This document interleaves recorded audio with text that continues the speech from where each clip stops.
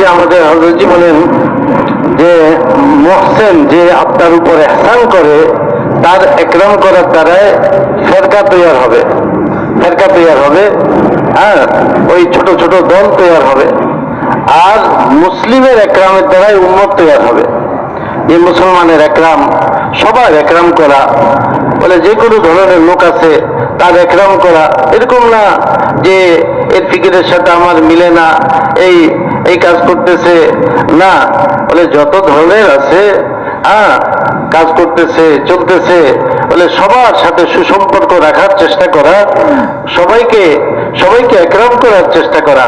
বলে মুসলমানের একরামের দ্বারাই তখন উম্মত তৈরি হবে।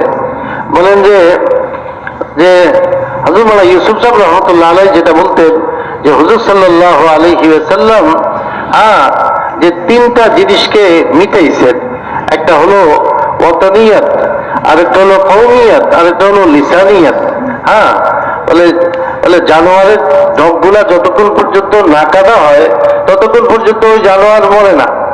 বলে এই যে রবগুলা এগুলোর মধ্যে বলে এই যে ওয়াতানিয়াত, যে আমার এলাকার লোক, এ আমার ভাষার লোক, এ আমার কওমের লোক, বলে এটা যদি থাকে তাহলে উম্মত বলবে না যে আমার ফিকিরের লোক, এই তো অন্য ফিকিরের লোক, তার সাথে আমি তার সাথে বলবো না।